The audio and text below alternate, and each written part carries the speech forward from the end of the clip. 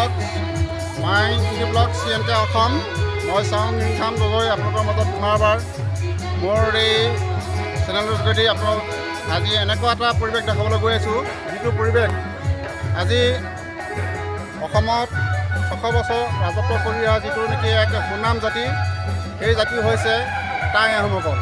আজি সেই টাই আহোম ফুৰালুংসকলে আজি ঐতিহ্যমণ্ডিত মাঘনোৱা দৌল প্ৰাংগণত মাঘনোৱা ইয়াত দেখিছে মাঘনোৱা দৌল ইয়াতে আমাৰ পৰম্পৰাগত তেখেতলোকৰ যিখিনি আজি বানফি তৰ্পণ বুলি কোৱা হয় সেই বানফি তৰ্পণ আজি ইয়াত আনুষ্ঠানিকভাৱে তেওঁলোকে ৰাইজক শুশ্ৰূষা কৰিছে আৰু কৰি আহিছে উদযাপন কৰিছে। আৰু এই কমিটিখনৰ আজি মুখ্য সম্পাদক আপোনাৰ পৰিচয়টো দিব। আমাৰ মোৰ নাম প্ৰশান্ত বৰফুকন। হয়, আমি অতি গৌৰৱান্বিত হৈছোঁ আজি এই দিনটো বিশেষ দিনটোত গৌৰৱান্বিত হওঁ আমি আহোম হিচাপে। আৰু এই দিনটোতে আমি প্ৰত্যেক বছৰৰ শেষ দিনত আমি বানফি পূজা উদযাপন কৰোঁ। এই পূজাভাগ বানফি পূজা মানে হয় আপোনাৰ সূৰ্য দেৱতাক পূজা কৰোঁ, লগতে সমস্ত জীৱকুলৰ মংগলৰ অৰ্থে আমি ইয়াত যজ্ঞ কৰোঁ।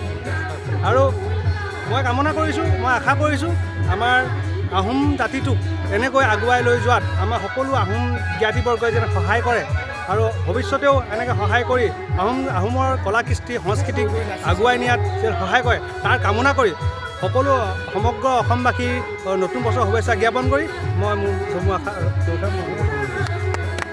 ধন্যবাদ নিশ্চয়। বাকী আমাৰ পৰোহিত মুলুক আছে তেখেতক কথা ক'ব। বাকী আৰু এটা কথা থাকি গ'ল মই আপোনাৰ ইউটিউব চেনেলটোক মই স্বাগতম জনাইছোঁ, ৱেলকাম জনাইছোঁ। আমাৰ ইউটিউব চেনেলটোৰ জৰিয়তে যে আমাৰ আহোমৰ কলা কৃষ্টিক যে আহোম জাতিটোৰ মাজলৈ ঠেলি দিব পাৰে তাৰ কামনা কৰিছোঁ আৰু তাৰ বাবে আপোনাক ৱেলকাম জনাইছোঁ। ধন্যবাদ। যিহেতু ইয়াত যে এনেকুৱা আমাৰ এই অনুষ্ঠানলৈ উৎসৱতে জড়িত হৈ থকা এজন ব্যক্তি মই বিশেষকৈ চিনাকি কৰি দিব পাৰোঁ, চিনাকি কৰি দিব পাৰিছোঁ। তেওঁ নিজৰ দেহাটোতকৈ এই অঞ্চলটো বেছি ভাল পায়। সেইজনে হৈছে আমাৰ মৰমৰ শ্ৰদ্ধাৰ খুৰাদেউ হৰণ গগৈ।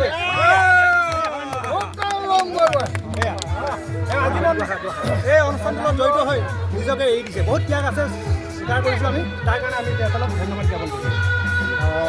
নিশ্চয় দেখা কওক আমাৰ জ্ঞাতিবৰ্গ যাতে আপোনাৰ এনেকুৱা এটা অনুষ্ঠানত ইমান দিনৰ পৰা আপুনি জোৰ ধৰি আহিছে, গতিকে আপোনাৰ অভিজ্ঞতা আৰু ভৱিষ্যতে কেনেধৰণৰ এই অনুষ্ঠানটো ব্যাপকতা বাঢ়িব কেনেধৰণৰ প্ৰচেষ্টা ল'লে আমাৰ জ্ঞাতিসকলক আশা কৰোঁ। প্ৰথমতে সকলোকে ৱেলকাম জনাইছোঁ। এতিয়া কথা হ'ল এই ঐতিহাসিক মাঘনোৱা দৌল আচলতে 9গৰাকী দেৱীৰ এটা দৌল আছিল। ইয়াত দেৱী পূজা কৰিছিল আগতে।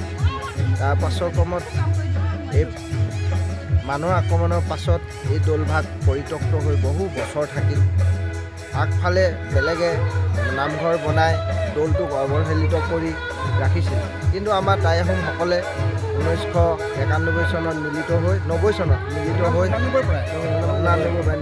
মিলিত হৈ দৌলভাগ চাফ চিকুণ কৰি আজি এইটো পৰ্যায়ত পোৱালেগৈ। আৰু তাতে আমাৰ দেৱতাৰ স্বৰূপ মানচাও নগেন হাজৰিকাদেৱ আহি আমাৰ মাজত উপস্থিত হৈ 1992 চনত প্ৰথম এই বানফি পূজাভাগ অনুষ্ঠিত কৰিলে। আজি গৌৰৱেৰে 27 বছৰ অতিক্ৰম কৰিছে। এই অনুষ্ঠানভাগৰ উদ্দেশ্য হৈছে দেশ আৰু জাতিৰ গাঁৱৰ মানুহৰ মংগল আৰু সাহসৰ কাৰণে এই অনুষ্ঠানভাগ পতা হয়, মংগলৰ কাৰণে পতা হয়, অপায় অমংগল দূৰ কৰিবৰ কাৰণে পতা হয়। আগতে যুদ্ধ বিগ্ৰহ শেষ কৰিও এইটো অনুষ্ঠান পাতিছিল যদিও বহু আমাৰ দেওধাই মহনসকলে এতিয়াও ঘৰতো এইটো অনুষ্ঠান পালন কৰে। কিন্তু আমি সামূহিকভাৱে উত্তৰ অসমত এইভাগেই আমি পালন কৰি আহিছোঁ, অনাগত দিনতো পালন কৰি যোৱাৰ অংগীকাৰে লোৱা হয়। ধন্যবাদ। সাৰুৱা বক্তব্য দিলে। যিহেতু অসমীয়াত ক'ব গ'লে দেৱী পূজা তাৰপিছত আমাৰ টাই মংগোলীয় টাই ভাষাত কোৱা হয় আপোনাৰ শস্যাধিপতি মাঘনোৱা আৰু এই মাঘনোৱাৰ পৰা গৈ মাঘনোৱা হৈছে। গতিকে ইয়াৰ ইতিবৃত্তি বহুত পুৰণা, যি নেকি স্বৰ্গদেউ ৰুদ্ৰসিংহই ইটানগৰত আমাৰ পাহাৰীয়া ৰাজ্যৰ ওচৰতে দখলা ৰাজ্য, সেই সময়ত দখলা ৰাজ্য বুলি কোৱা হয় বৰ্তমান অৰুণাচল মানে ইটানগৰ, তাত ৰাজমহল বনাইছিলে আৰু আহোমৰ ছোৱালীসকলক তাত মানে ৰাজকীয় বিবাহ পথাৰে তেওঁলোকক তালৈ বিয়া দিছিলে। কিন্তু আৰু তাতে বহুত ডাঙৰ ৱাল মাৰি তাত যুদ্ধ টানি নিছিলে। সেইখিনি তেওঁ নিজ চকুৰে চাবলৈ যাওঁতে এই নাতিটোত আমাৰ পিছলা নদী আছে, সেই পিছলা নদীয়েদি হাতী ঘোঁৰা নাও লৈ যথেষ্ট সংখ্যক শস্য সেই ইটানগৰলৈ নিব বিচাৰিছিলে, কিন্তু সেই শস্যাধিপতি দেৱতাই সেই নাওবিলাক ঘোঁৰাবিলাক ব্লক কৰি ৰাখিলে। আৰু শেষত মোহন দেউতাই বালুসকলে মঙল চাই জনালে যে ইয়াত শস্যাধিপতি দেৱ দেৱীসকল আছে, ইয়াত তেওঁলোকক পূজা দিব লাগিব, তেতিয়াহে সেই নাওবিলাক আৰু সেই ঘোঁৰাবিলাক যাব পাৰিব। তেতিয়া ৰুদ্ৰসিংহই সেই 16th চেঞ্চুৰীত ইয়াত তেওঁ প্ৰথমতে ইয়াত বেষ্ট বনাইছিলে, তেওঁ আনুষ্ঠানিকভাৱে দৌলটো মুকলি কৰিছিলে পিছৰ জেনেৰেশ্যনৰ ৰাজেশ্বৰ সিংহই, কিন্তু তেওঁ ফাৰ্ষ্ট বেষ্ট বনাইছিলে কিন্তু ৰুদ্ৰসিংহই। আৰু সেয়েহে বন্ধুসকল, আমাৰ অসমৰ লগত ইটানগৰ, এতিয়াও সেই ইটানগৰ নামটো হ'ল ইটাৰে যিটো ৰাজমহল বনাইছিলে, এতিয়া বৰ্তমান ইটা ফৰ্ট বুলি কয়, সেয়া নহয় দুৱাৰহে, কিন্তু ৰাজমহলটো ভাগি গ'ল। গতিকে আমাৰ জ্ঞাতিবৰ্গসকলে সেই জেগাত দৰ্শন কৰি আমাৰ আহোম কমিউনিটি আৰু অৰুণাচলৰ এতিয়া নিচি বুলি কয়, আগতে কোৱা হয় দফলা, এতিয়া কয় নিচি দফলা, সেই তেওঁলোকৰ খুব সুমধুৰ সম্পৰ্ক গঢ়ি উঠিছিলে। এই দৌলৰ জৰিয়তে তেওঁলোকে গৈ তেওঁলোকে সেই জেগাত উপস্থিত হ'ব পাৰিছিলে সেই দেৱ দেৱীসকলক পূজা দিয়াৰ পাছত, তৰ্পণ দিয়াৰ পাছত। গতিকে বহুত ইয়াৰ ইতিবৃত্ত সোমাই আছে, নেক্সট ভিডিঅ'ত চাই থাকিব। আৰু ইয়াৰ ইতিবৃত্তিৰ বিষয়ে আপোনালোকে আৰু বহুত দীঘলীয়া আছে, আজি থাকতে ক'লোঁ। গতিকে CNK অসম এই ইউটিউব ব্লগটো ছাবস্ক্ৰাইব কৰি আৰু বন্ধুবৰ্গসকলক জনাব এই ভাগ অনুষ্ঠানৰ পৰাই ইয়াৰ পৰাই কিন্তু আমাৰ কামদেৱালৰ আছে, আমাৰ বৰকালিকা থান, আমাৰ দেৱী ভাগ ইয়াৰ পৰাই যোৱা, পেটুৱা গোসানী অৰ্থাৎ পেট মোচা গোসানী, একেবাৰে সৰুৱা এগৰাকী পেটুৱা গোসানী কল্যাণীত আছে আমাৰ ইয়াৰ পৰা গৈ ইয়াৰ পৰা নি দেওতোলাত দেৱী লুকুৱাই থোৱা কাৰণে এডোখৰ দেওতোলা হ'ল, এয়া পদুমণি থান। আমাৰ শেহতীয়াকৈ আৰু কেইবা ঠাইতো ইয়াৰ উদ্ভাৱন হৈছে। গতিকে এইটো দেও লগা জেগা, আমি এই দেও আজিৰ পৰা পূজা কৰি আহিছোঁ আৰু ভৱিষ্যতেও কৰিছোঁ। ধন্যবাদ, ধুনীয়া উপস্থাপন কৰিলে। গতিকে চাই থাকিব বন্ধুসকল, আমাৰ YouTube blog CNK Assam subscribe কৰি বন্ধুসকলৰ লগত শ্বেয়াৰ কৰি এই আমাৰ বিস্তাৰিত আমাৰ দৌল ভাগৰ এই অঞ্চলটো এটা যে বুৰঞ্জীপ্ৰসিদ্ধ জেগা, সেই স্থলটো যাতে আপোনালোকে সকলোকে বাৰ্তা দিব পাৰে। ধন্যবাদ, ৰংবাই পাৰে সংমিশ্ৰণেৰে বৃহৎ অসমীয়া জাতি।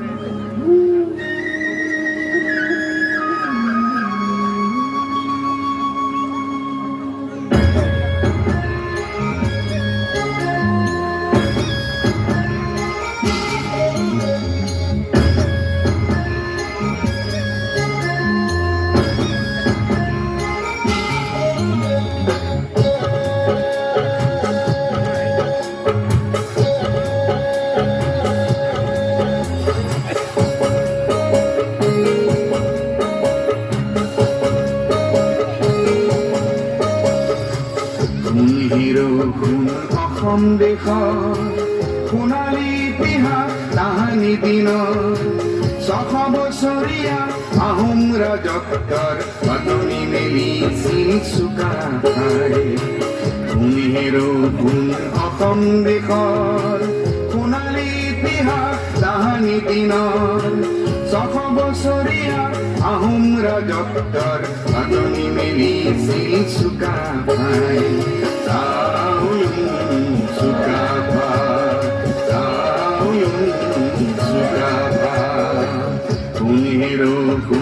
অসম দেশৰ সোণালী ইতিহাস তাহানি দিনৰ 600 বছৰীয়া আহোম ৰাজত্বৰ পাতনি মেলিছিল চুকাফাই।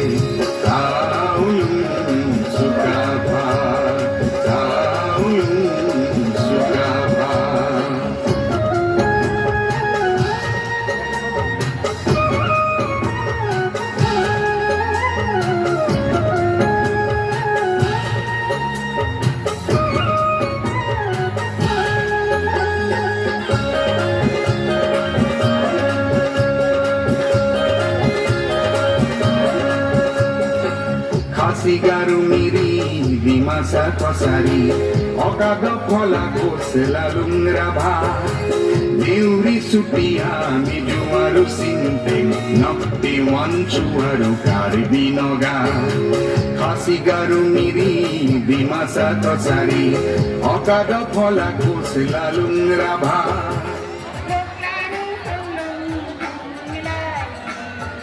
ফ্ৰেণ্ডছ এয়া দেখিছে আমাৰ জলপান দিয়াৰ সময় হৈ গৈছে আৰু সকলোৱে নিজৰ নিজৰ জলপান নিজৰ নিজৰ ঠাইত বহি গ্ৰহণ কৰি আছে দেখিছে ফ্ৰেণ্ডছ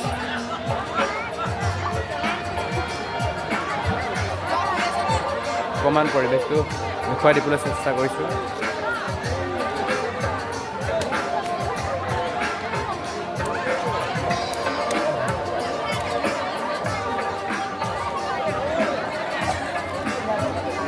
খেলি মেলি